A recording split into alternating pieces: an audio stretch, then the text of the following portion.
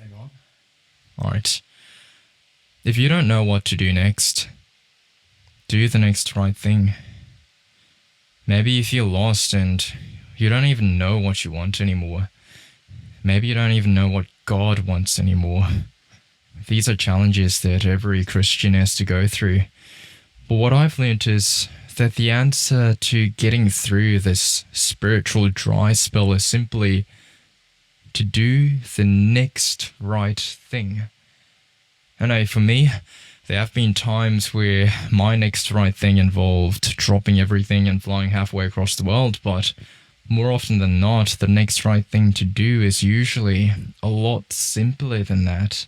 The next right thing to do often looks more like just getting down on your knees and spilling your guts to God. The next right thing to do often looks more like just making a commitment to prayer, saying Hail Marys again and again, a novena, a consecration, daily mass. It's often hard to trust in God's plan, especially in times when it's difficult to have hope, when you just can't see the light at the end of the tunnel, or rather, the light that we want to see at the end of our very short tunnel.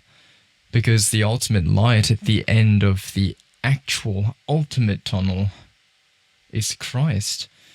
And as long as you keep doing the next right thing, one step at a time, one foot in front of the other, you'll get there eventually. Because we've all been given the gift of a conscience, what the church teaches us to be the voice of God within. And especially as baptized Christians, we've got this grace of the right thing to do often being made very clear.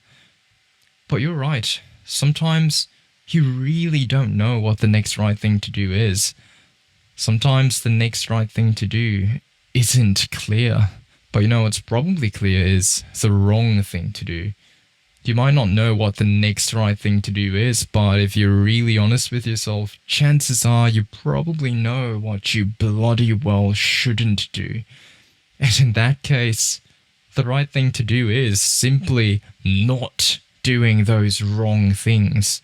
So if you don't know what the next right thing to do is, sometimes the next right thing is to do nothing. Because God speaks in the silence, and He can't speak to you while you're off doing the things you know you shouldn't be doing. And doing nothing doesn't mean just being indifferent. There's a big distinction between being indifferent and truly surrendering. To surrender is to silence yourself.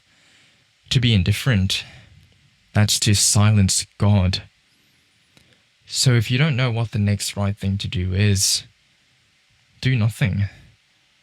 Because sometimes the next right thing to do is to do nothing. And when you do nothing the right way, that can be a big something.